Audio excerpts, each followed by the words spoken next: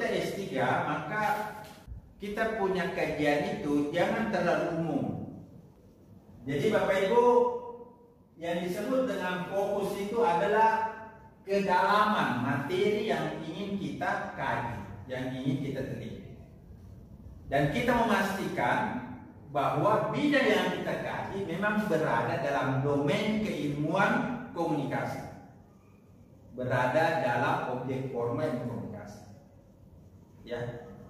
Dan untuk memastikan bahwa kita berada di domain atau objek formal komunikasi, kita menggunakan 4 lapangan ini, yang saya sebut 4 lapangan.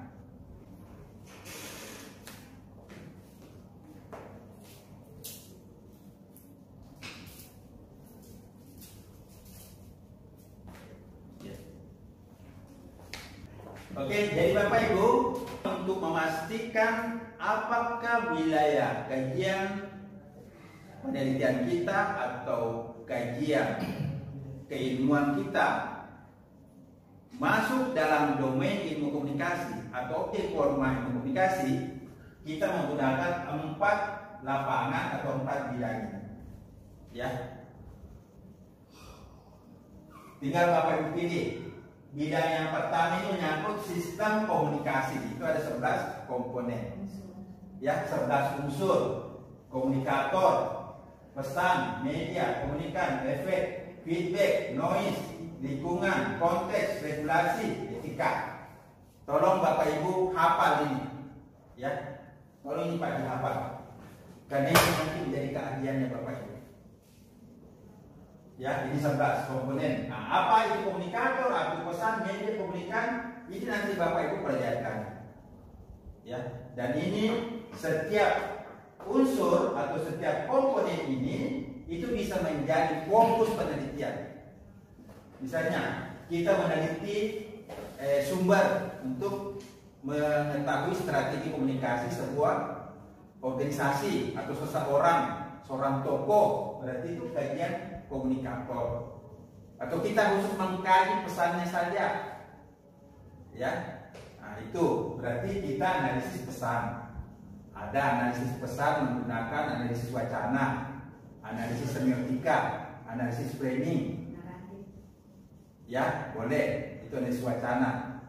Jadi ini analisis pesan atau studi media atau studi dampak, itu analisis halayak. Tadi Pak, di poin nomor 1 penelitian di komunikator berarti toko. Toko bisa, organisasi bisa. Harusnya ada toko. Kalau toko itu apakah toko itu sudah meninggal berapa tahun meninggal? Kalau dia hidup, kriteria untuk dijadikan layak diteliti, kriteria apa? Bapak Ibu harus pastikan bahwa komunikator atau seorang tokoh yang kita mau teliti memang layak untuk kita teliti, mungkin dengan melihat bagaimana kemampuan dan efek dari pesan-pesan komunikasi yang disampaikan oleh tokoh itu, misalnya dalam pembangunan atau dalam mempengaruhi masyarakat untuk apa, untuk membangun ini.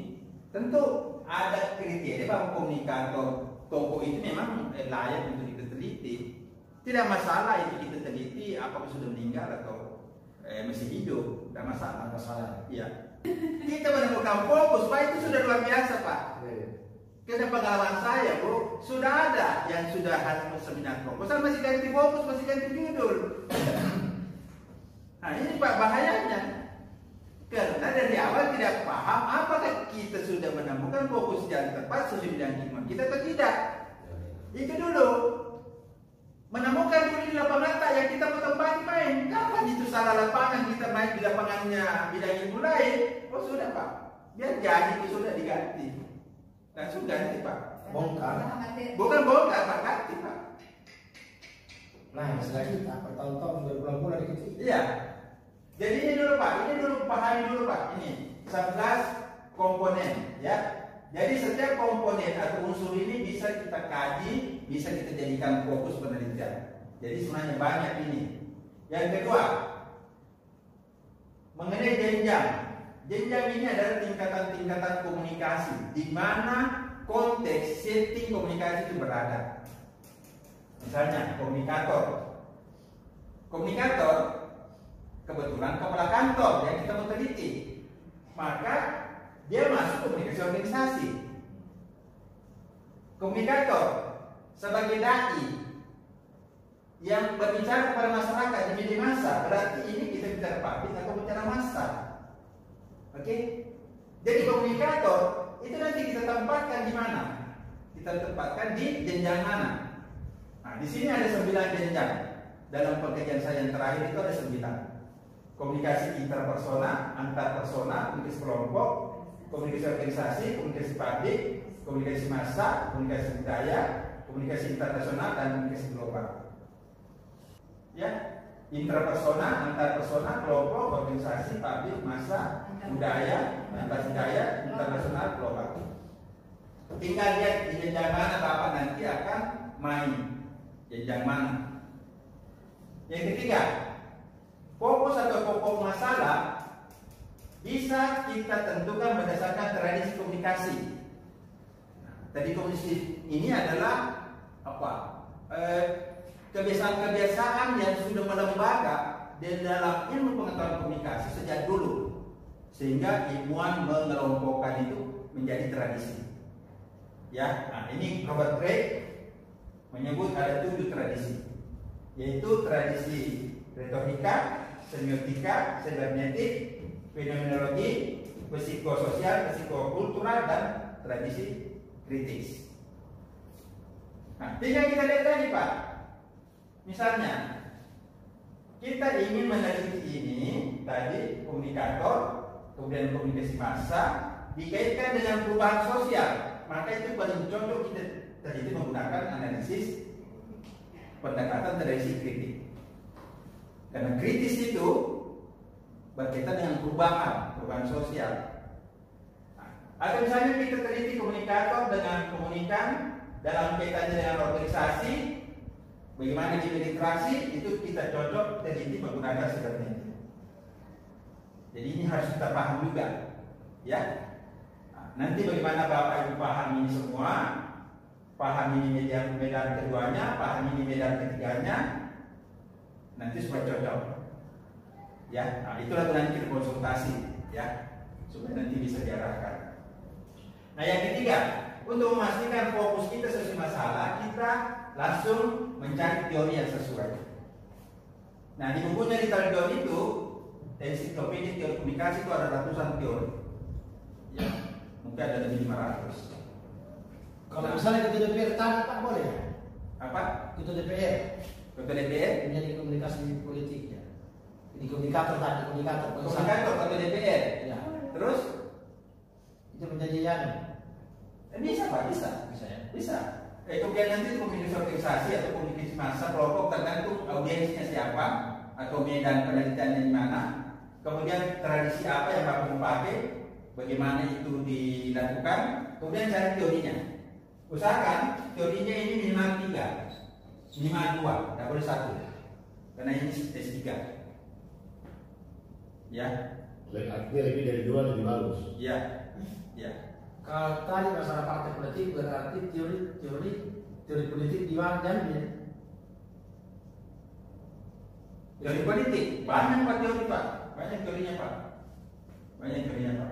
Jadi Bapak Ibu ini adalah 4 lapangan atau 4 bidang untuk memastikan bahwa fokus kajian penelitian kita dalam ilmu komunikasi itu memang masuk dalam domain, masuk dalam objek forma ilmu komunikasi. Objek forma ilmu komunikasi. Objek forma itu adalah objek khusus. Objek material adalah objek khusus. Nah, jangan Bapak meneliti di sini. Kenapa? Karena ini bukan bidang ilmu kita.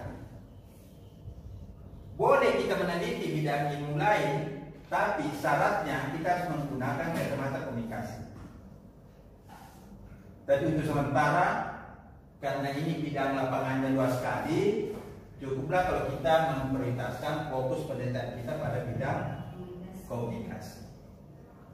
Ya, tapi kalau kita mau mengkaji bidang lintas disiplin itu juga boleh. Misalnya komunikasi pendidikan, komunikasi politik, komunikasi pemasaran, komunikasi budaya, komunikasi kesehatan, komunikasi kedokteran, boleh, silakan.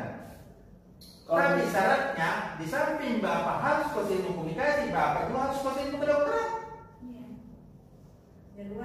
Konsekuensinya seperti itu. Jadi kalau Bapak ambil misalnya komunikasi politik, berarti Bapak juga harus paham mengenai ilmu dan praktik politik dan juga teori komunikasi untuk memahami praktik dan ilmu politik dari sudut pandang ilmu komunikasi. Oke Pak? Nah ini sudah jelas ya. Jadi persyaratan pertama untuk memastikan fokus penelitian kita adalah melihat pokok masalah berada dalam domain, berada dalam objek forma ilmu komunikasi. Itu penting sekali Pak. Kita sudah bikin proposal yang bagus sekali Bu, 100 halaman, ternyata bukan fokus komunikasi yang kita mau teliti. Ujung-ujungnya kita merombak atau mengganti proposal. Misalnya ada yang mau meneliti masalah penyakit, penyebaran penyakit, pandemi. Kita ini bukan jurusan kesehatan. Gimana? Iya Pak, tapi ini sudah bagus sekali proposal Pak. Tapi bukan tempatnya di sini. Konsentrasinya bukan. Ya. Mungkin yang dekat-dekat kita ambil komunikasi kesehatan, tapi bukan kajian ilmu kesehatan atau kajian kesehatan masyarakat misalnya, ya. Dan itu sudah bidang ilmunya sudah ada. Oke Pak, ini sudah mantap ini Pak ya. Fokus ya. Satu fokus. Silakan Pak, mau dihapus atau mau ditanyakan? Pokok masalah ini, pokok masalahnya akan kita bisa pilih dari 4 ini tadi. 4 ini ya. Ya. Supaya jelas kajiannya di mana. Iya, ya. Itu sebenarnya tujuannya. Tujuannya untuk memastikan bahwa masalah fenomena yang kita kaji itu memang berada dalam domainnya, berada dalam objek formanya dan komunikasi. Termasuk orang cakupan teorinya. Ya, cakupan teorinya. Sampai ke cakupan teorinya. Boleh. Cuma kalau kajian semiotik ini semiotik itu masuk analisis pesan. Analisis pesan, kemudian termasuk di mana bab itu diterapkan, bisa komunikasi massa, kalau semiotika media, bisa komunikasi interpersonal, kelompok boleh. Kemudian di sini ada tradisi semiotik, kemudian contoh semiotik, ambil Roland Barthes, ambil siapa. Oke Pak, silakan. Boleh Pak. Ya, boleh kita lanjut, silakan bisa dihapus.